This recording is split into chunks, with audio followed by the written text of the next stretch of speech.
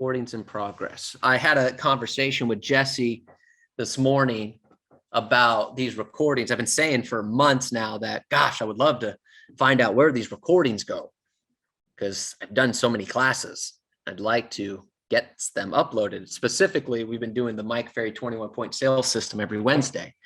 I had a conversation with him, and he can go back as far as January of last year. So all the classes from 2020 are gone, but 2021 he can get. So he's going to start grabbing those and going from there. So one day, not today or tomorrow, but many years from now, we'll have these classes uploaded somewhere. All right, good stuff. Okay, so last week we talked about personality styles, and this week we're going to continue on that to kind of wrap up this particular thought. So we have the four basic, just a quick recap, four basic personality styles: analytical, amiable, expressive, driver. Okay. So if I were to say this person is really focused on specific details and facts, what personality style of those four would that be? Analytical. Analytical is correct. Yes. If I were to say that this person really cares more about doing stuff together, a team environment, more of a comfort type system, what would that be? Amiable. Amiable. Right. Okay, good. And if I were to say this person is more of a, very quick-witted, very energetic, kind of life of the party type person, what would that be? Expressive. Expressive. Okay. And what about someone who's just, give me the results. I don't care about the details. How do I get from A to B? Driver. All right. There we go. All right. So we're getting kind of the gist of this, of these personality styles. So make sure you're trying to identify who these people are. So last week, I gave an objection handler based on a personality style, which was, we want to think it over. And I gave you amiable, analytical, driver. And I said, I left the expressive blank. And I said, hey, if anyone wants to do some homework, why don't you write an objection handler based on their personality style for an expressive? And I got one person to do that. So Alexis, thank you.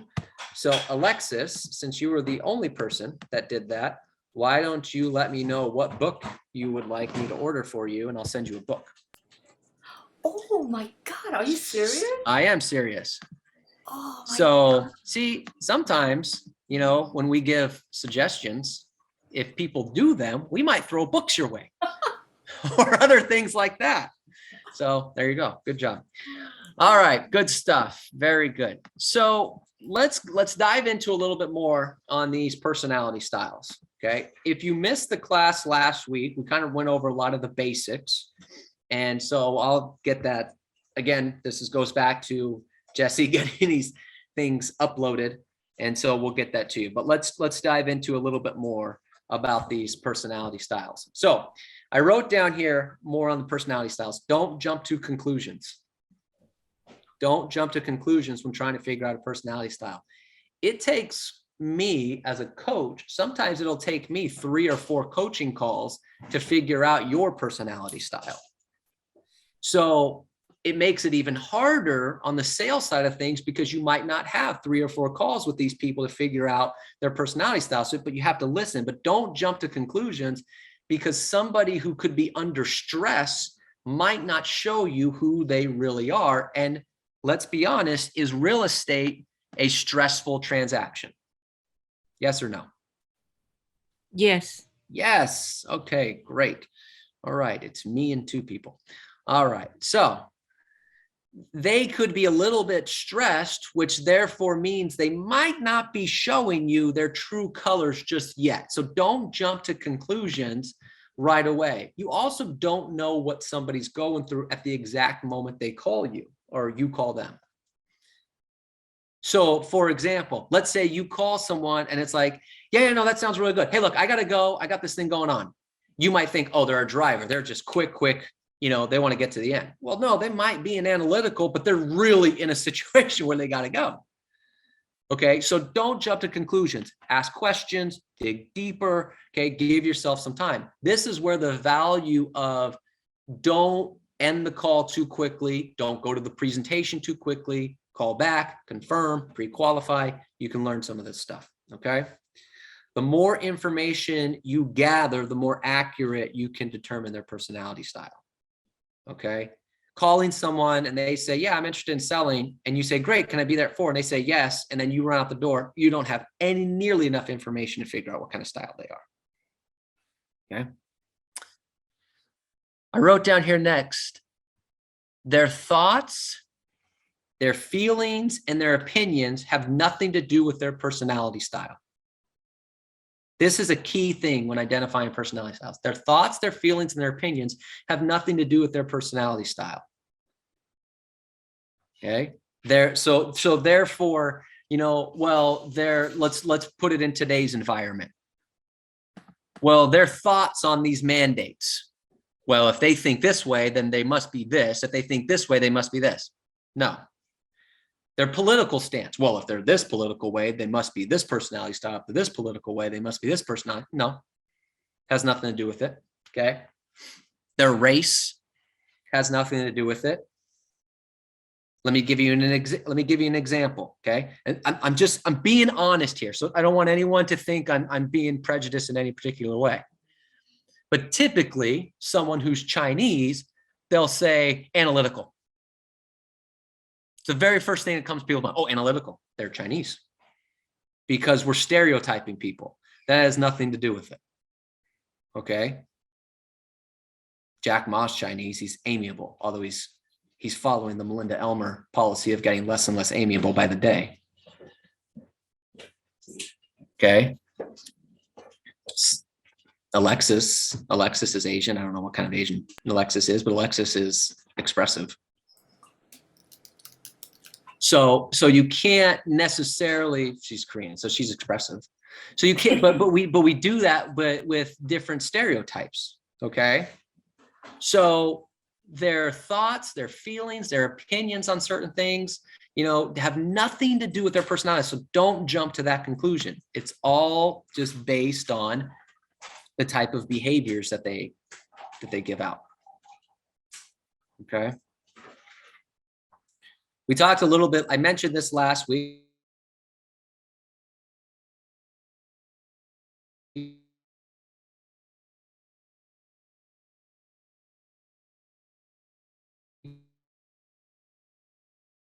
A hard time identifying people because we think we're unique.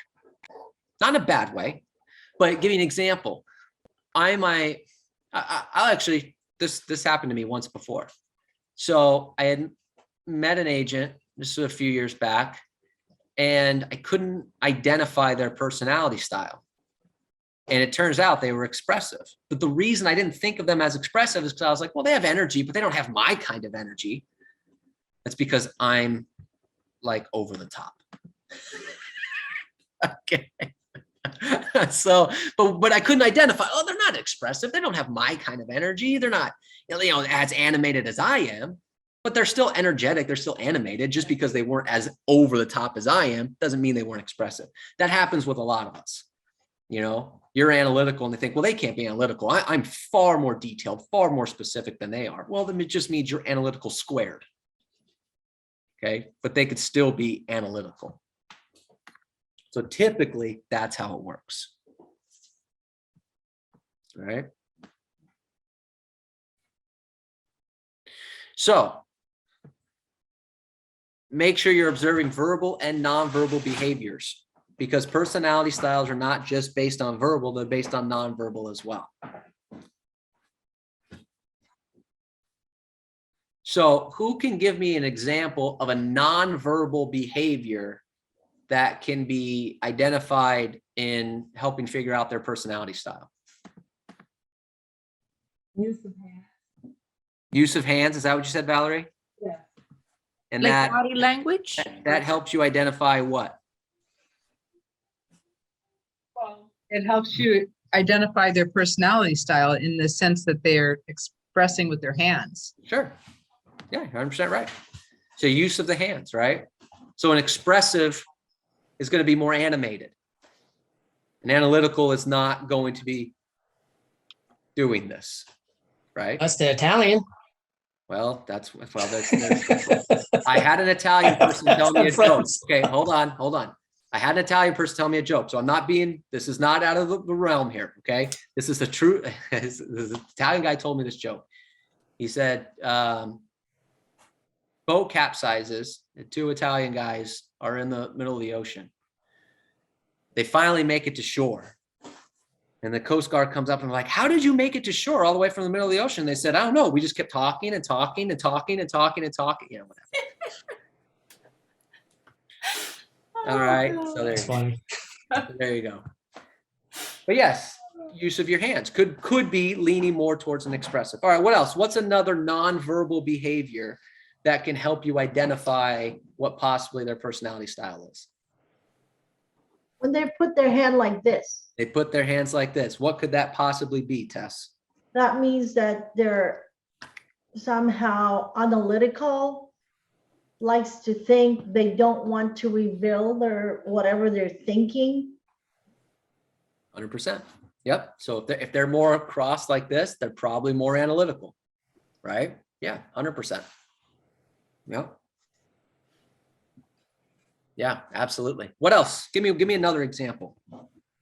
I'll give you a few more. Somebody else give me another example of nonverbal behavior. How they dress or present themselves. How they dress, 100%. Mike does this all the time. If you go to a Mike Ferry seminar, he'll talk about personality styles and he'll pick somebody in the audience that's got some vibrant colors on. And they'll go, expressive.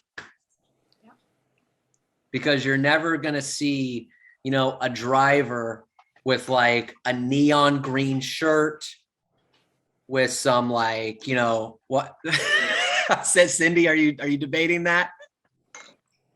Like you're not going to see. Nobody's all or one. But right, you're right. Nobody's all or one. But typically, you won't see a driver in that type of atmosphere, right? So yes, usually an expressive might be more vibrant with the color, the type of accessories they have, things along those lines. Yes, yeah, 100%. So all right, good job. So I also wrote down here how they sit, right? And Kathy had mentioned how they present themselves. So this goes right on that, how they sit. So they're sitting down. If you can get them seated, an amiable and analytical will sit back in the chair. An expressive and driver will sit up in the chair. So part of identifying the personality style is process of elimination. Okay, they're sitting down. They're back in their chair, amiable or analytical, done. So now I just have to figure out one other clue to figure out what they are. They're sitting up in their chair like this, expressive or driver. Now I just have to figure out one other clue. The easiest clue to figure out is how much they talk. It's the easiest one to figure out so you can identify it. So if they're sitting back in their chair and they're going amiable or analytical, okay, now the next question is, do they talk a lot or do they not talk very much? Well, they talk a lot. Well, then it's an analytical. They're sitting up in their chair. It's expressive or driver. Do they talk a lot? No, then it's a driver. Yeah. But you can identify based on their person, based on some of their body language, that they can do something along those lines. Okay. So someone who seems kind of, as Tess mentioned, like their arms are like this, they kind of seem a little bit maybe disinterested. Chances are is more analytical. Doesn't mean they're not interested. Okay. But they're just processing things. They're kind of like this, right? They're not letting you totally in. So those are some things you could do with nonverbal behaviors. Okay. Just kind of helps out a little bit. Another way to find out, yeah, Alexis, but move quickly or slowly. Yeah. So the speed of which they talk. They talk faster. You're either expressive or driver. They talk slower. They're analytical or amiable. Okay. There you go. If they're late, they're expressive. Yes. Okay. They're late, they're expressive. It's a miracle. It's a miracle. I am as scheduled as I am being an expressive. If they're late, they are expressive. You don't have to figure out anything else. Done. Are you saying you're always late? No. I'm never late. Hardly ever. I am very, very scheduled. That's what I Which is thought. amazing for an expressive. Okay. But in the most expressive way possible, my schedule is color coordinated, right? Red being coaching calls, green being appointments, orange is company meetings. It's like some people would look at my schedule and some of you would freak out. One, because of how much stuff is on there, and two, So because you of have two personalities, analytical and Tess, I got way more than that. So you're box five. I got way more than two. Robert. Yes, but that's yes, that is true. Because But Robert, like sometimes it's tricky when they have developed versatility or business maturity. Like you've developed business maturity to be on time and to be scheduled. Yeah. So like people think I'm a driver all the time, well, you're getting there. but I'm not a driver. You're getting there though. You're No, but that's amiable. business You are less and maturity. less amiable by the day. Yeah. By the Very day. Amiable. But I'm still deep down. That's what I am. You're is still amiable. deep Just down like Mike amiable, yes. Perrier. To your point, Melinda, it does make it harder. This is the hard part of the sales aspect of things, is because you don't have a lot of time with them to figure it out. As a coach, you have the advantage of I can do 3 or 4 coaching calls to help figure it out. You don't get that luxury. So to Melinda's point, they could be someone who's also very versatile, has a lot of business maturity, and so they can work different ways. You have to do the best you can, and the best way you can do that is ask a lot of questions and pay attention to every little detail. So let me give you an example of paying attention to every little detail. Okay, that could make all the difference in the world. You ask someone to describe their house, and they say 3-bed, 2-bath, around 1,500 square feet. Now, some of you might just hear that. Okay, so it's a 3-bedroom house, 2 bathrooms, 1,500. You might just hear that. What I heard was 3-bed, 2-bath, around 1,500 square feet. That's an expressive all day long, because an expressive is just trying to get to the end, and they'll abbreviate it. 3-bed, 2-bath, around 1,500 square feet. So you have to listen to every little detail. An analytical is going to say 3 bedrooms, 2 bathrooms, 1,494 square feet. So that little detail of 3-bed, 2-bath versus 3 bedrooms, 2 bathrooms went from expressive to analytical. Totally changes your presentation. So you have to look for every little detail. This comes with practice. Okay. Do they ask a lot of questions? If they ask a lot of questions, they're amiable or analytical. If they don't ask a lot of questions, they're expressives or drivers. Now, you don't jump to the extreme. It's not unheard of for an expressive a question. Well, he asked me a question, clearly not an expressive. It's not unheard of. But an analytical is going to ask a lot of questions. Okay, what about this? What about that? Why this? Why that? Okay, that's a lot. An expressive might just go, well, why do you think it's this much? And then you can reason, they go, okay, great. So they got the question in, but then they just accepted it and moved on. So don't jump to the extreme that an expressive can't ask a question. Don't jump to the extreme that an amiable might give a little bit of a longer answer. It's like, oh, they give a little bit of a longer answer. It's possible. That's why you have to don't jump to conclusions. You have to process as much information as possible. So let's go to a couple, I'm going to give a couple other examples of handling objections based on personality style. Before I go forward, questions on anything we've gone over so far? Okay, got it. Okay, so the prequal, you have a listing. You want to try to identify their personality style.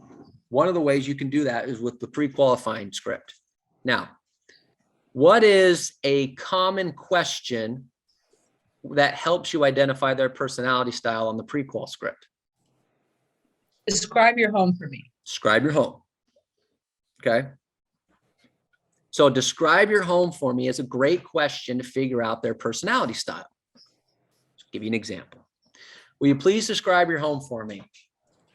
Yeah, it's 3 bedrooms, it's 2 bathrooms, move-in ready. What would that be? Driver. Driver. Yeah. It's to the point. It's this. Right? Well, it's 3 beds, it's 2 baths, got a huge backyard, like a 6,500 square foot lot, around 1,500 square foot house. What will that be? Expressive. Expressive. What is one of the words I used that gave me the clue that it was an expressive? Around. Denise has it. She said, because I said a huge backyard. Yep.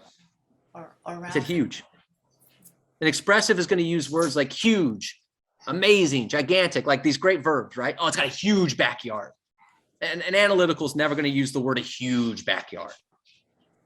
Okay. They're not, and amiable's not going to use it. Driver's not going to use it. So with an expressive, this is where the little stuff comes in.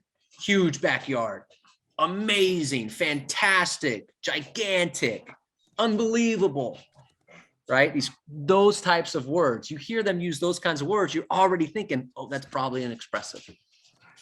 Okay. Well, it's 3 bedrooms, it's 2 bathrooms, it's 1,462 square feet, and it's 6,250 square foot lot. What would that be? Analytical. Analytical, right? Very specific. Okay, now let's be honest. How many of you know the exact square footage of your home? Right, only a couple of you. Most people are going to go, it's 1,350 and some change, somewhere in there. And analytical, now it's funny that some of you raise your hands weren't analytical. It's versatility, good. Okay, because Tess and Melinda raised their hands and neither one of them are analytical. Okay, but an analytical knows the square footage, knows the lot size, is very specific, very detailed.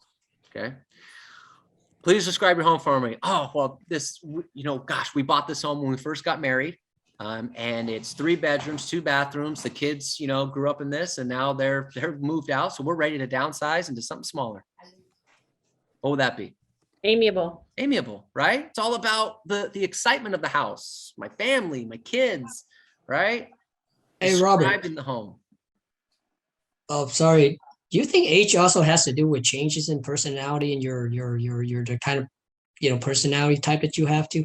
Possibly. I had this discussion about one of my dogs earlier today, that when my dog was younger, it was an amiable and it's got angrier as it's gotten older. Honestly, sure. There's a possibility that, people can change as they get older. Sure. Yeah, because I don't think I'm analytical like everybody said to me. I'm more amiable, but I think I've gotten real estate. I think I've become more like that though. Yeah, possibly. Yeah. Certainly Just a thought. possible. Yeah. I think I'm amiable too, but Robert says no. You're not. This Saturday. No. You gotta watch it. Everyone on Maybe here after talks work for to is Cindy. shaking their head no. Cindy, you're so a driver. Then it's 50-50. You're nice, but you're Don't still I- a driver. If you ask everyone who I ever talk to, don't I always throw in little tidbits and stuff? Isn't that amiable? Okay. Cindy, So- you certainly do some really nice things. You have some amiable qualities, but Thank at you. your That's all I core, wanted to hear. you are primarily a driver. Fine. How about this? Don't know why you I have hate that so amiable much. qualities.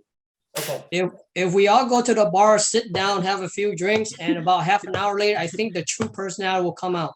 Yeah, exactly. Is that the true person? Some wine and some spirits. I think what it is, now I don't know why, but I believe that Cindy is amiable. But because of what I met her when she first started, she was totally amiable. Like she will do everything for everybody and It's your fault. Oh, so it's your fault. You know? Your I mean, fault. not you, Tess, you all The of you. collective you. Yeah. Cindy, I've seen you in an arbitration session. You're a driver. Yes. Okay, well, when I have to be, obviously, right, that's true. Okay, that's okay. I feel vindicated. He admitted that sometimes I'm amiable and I'm good. I'm glad I could help you out today. That's my only goal. All right, good. Okay, so do you understand how asking the question, will you describe your home for me, can help you figure out the personality style? Okay. Now, in my opinion, there's a second question on the pre-qualifying script that could help you identify the personality style. Does anyone know what that question is? Yes, I do. What is it? Are you planning to interview more than one agent for the job of selling your home? That's it. We hate asking it. We hate asking it. I don't know why, but we hate asking it. But if you want a second question, kind of a sneaky way to figure out their personality style, are you planning to interview another agent for the job of selling your home? No. What is that? What is that? One word answer. Driver. Maybe a driver. Driver. Driver.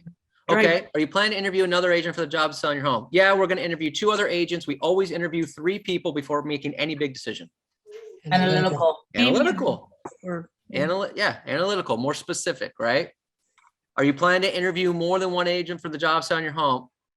Well, my spouse knows somebody, so we might consider interviewing them. We're not sure yet.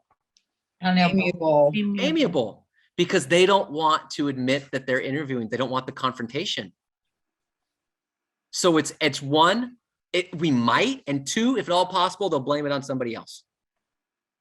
Because they don't want to be the ones that are confronting you that, yes, we're interviewing somebody else. Okay. Are you planning to interview any other agent for job or center health? Oh, Robert, come on. I'm not interviewing anybody. You're my guy. You're my buddy. Let's go. Come over here. Let's get the price figured out. Let's sign the contract. Expressive. Expressive. You asked a yes or no question that went to 45 words. Simple. So that question, are you planning to interview another agent for the job center home, is a sneaky question in there that can help you identify their personality style. Okay. And the more you gather, the better you are prepared. So now the question comes up then, well, Robert, what if there's 2 people? There's 2 people going on the listing presentation. I've only talked to 1. What do I do? Well, here's what you do. You base your presentation on the personality style of the person you spoke to. And then if you need, now here, this is advanced. In the middle of the presentation, if you notice that the person you're directing to is not really the decision maker, you have to shift, go to the other person and see if you can figure out a little bit of their style. Okay. This is tricky, right? It's a little more advanced, but start with the personality style of the person that you've been speaking to the whole time. All right. You think opposite? Usually the other spouse is opposite? Sometimes. You said before? Sometimes not, but everyone's definition of opposite could be different too. Now, me and my spouse would be the opposite. I'm an expressive. She's an analytical. But there's probably a lot of people that are expressive and expressives. You know what I mean? I mean, opposites can't always attract when there's a 50% divorce rate. So clearly there's an expressive marrying an expressive somewhere. They just don't know, they can't get along yet.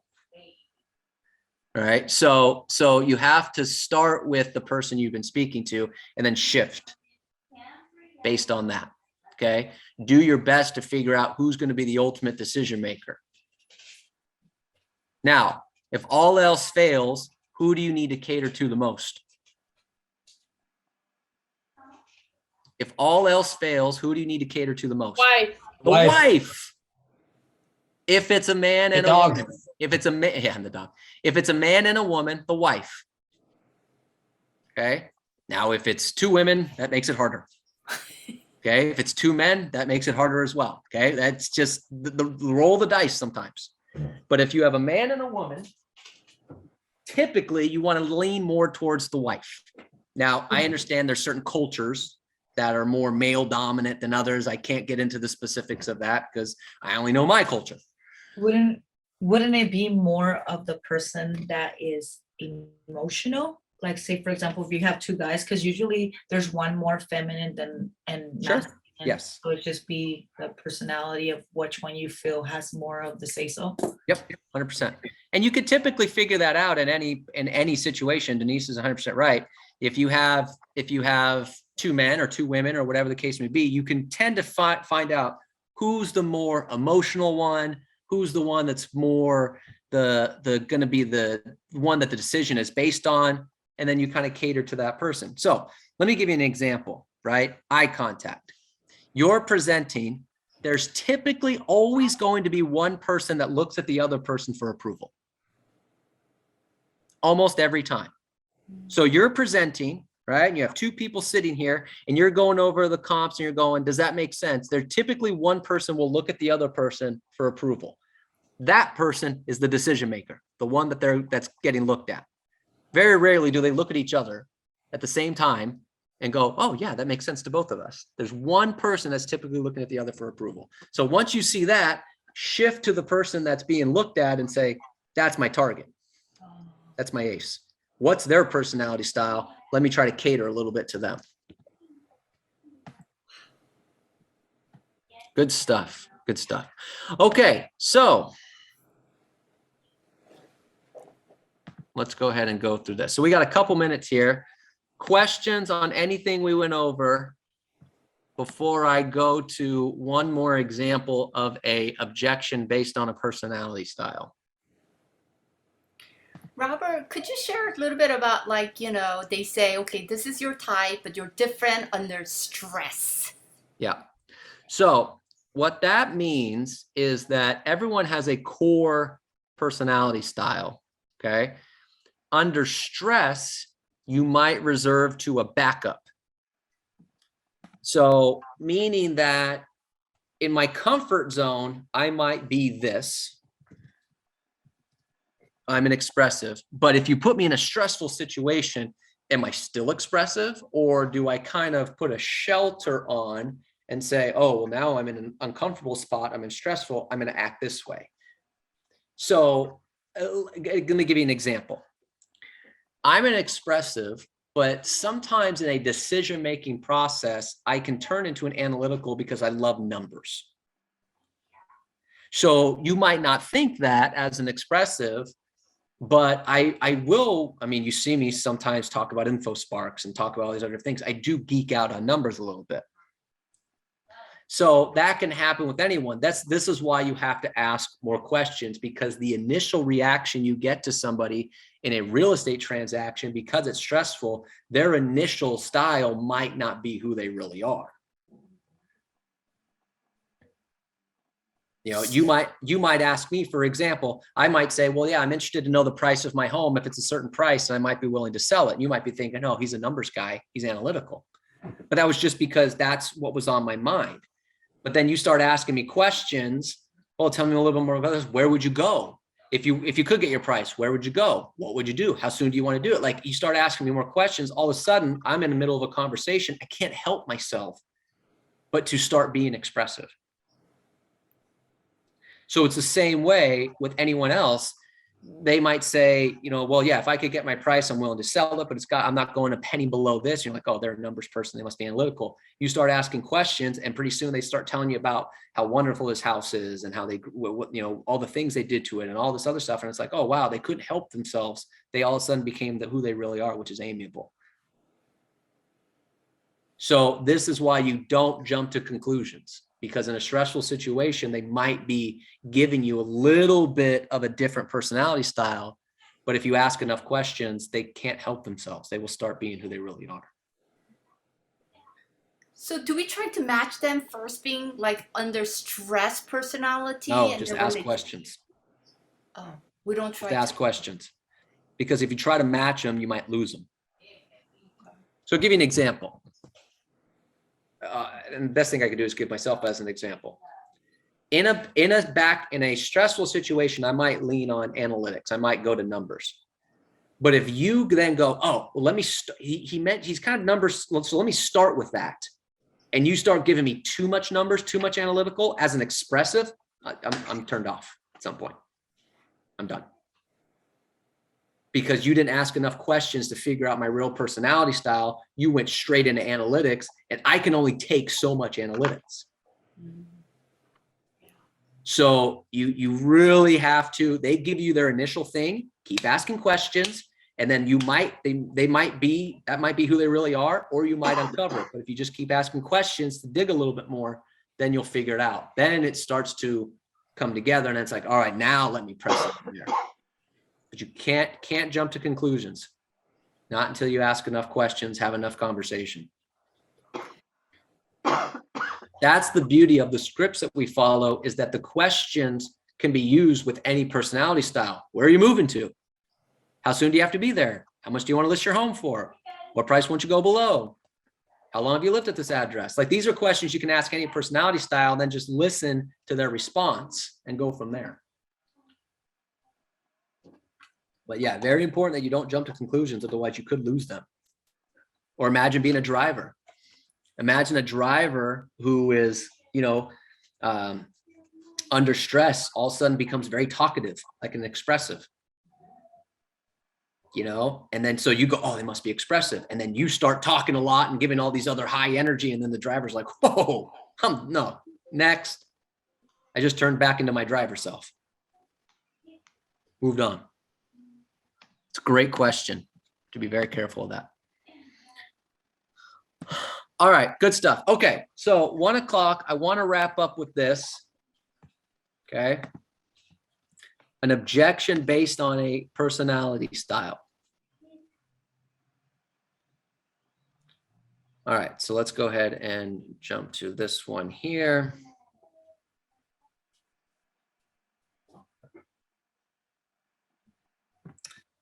Okay. So what if we did, I'm just gonna read this out to you, and you'll kind of figure out a little bit. So let's say it's price.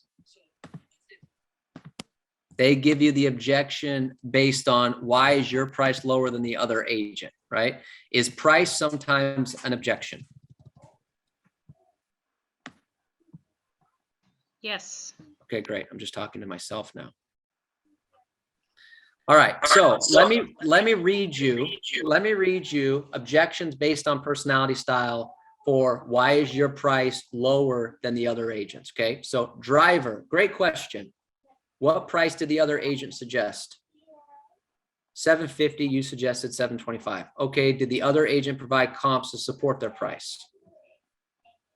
No, but they said their home was better so they could get more. Is there anything in the comps that you disagree with? No. Can I be direct? Well, yeah.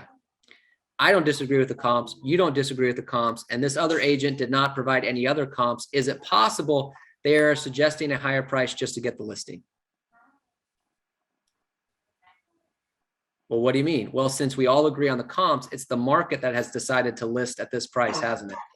So really, the only chance for you to get more money is to hire the right agent, not by overpricing and praying. Do you think I can sell your home for the most money possible in the shortest amount of time? Yes, great. So a driver, I'm just being very direct to the point. I ask a couple questions. I'm not going to ask a lot of questions like with an analytical. Couple questions to get them on my side, and then go, can I be direct?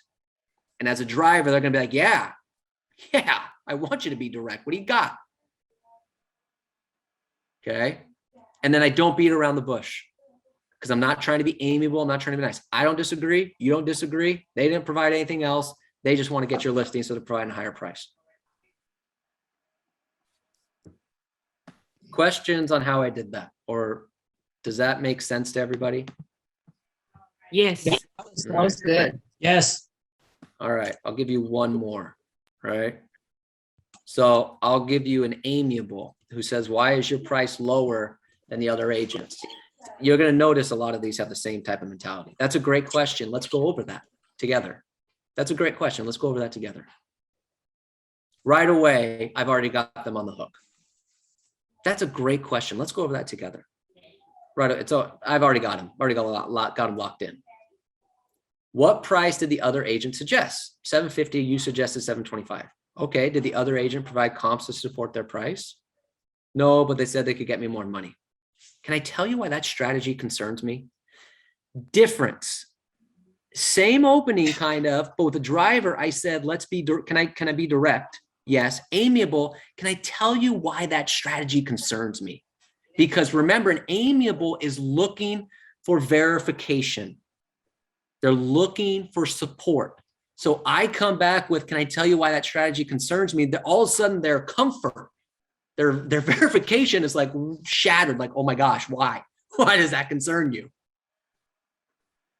Look, I agree that you do have a great home. But if we list at 750, my fear is that we won't get anybody to come see how great of a home this is. And it would be a shame if a family passed over your home and simply didn't see how great it would be for them as they continue to grow simply because it was priced higher than other homes in the market. Wouldn't you agree? I swear to God, if you ever say that line to an amiable, you'll get 95% of your listings. Can I tell you why that strategy concerns me? Yes, I agree that you do have a great home. But if we list at 750, my fear is that we won't get anybody to come see how great of a home this is. And it would be a shame if a family passed over your home and didn't see how great it would be for them as they continue to grow simply because it was priced higher than other homes in the market. Wouldn't you agree? Well, yeah. Don't you want to get as many wonderful people to see your great home as possible? Yeah, I would too. Now I could close there, or I could, keep going if I really want to. I could say I would too. Here's the other truth. If your home is worth 750, we'll get 750. The starting price does not have to be the ending price. The more people that see your home, the more offers we'll get. And do you know what that will do to the price? It'll go up. Exactly. So let's do the right thing. Let's list it at 725 to open up the market and get what you want the time that you want.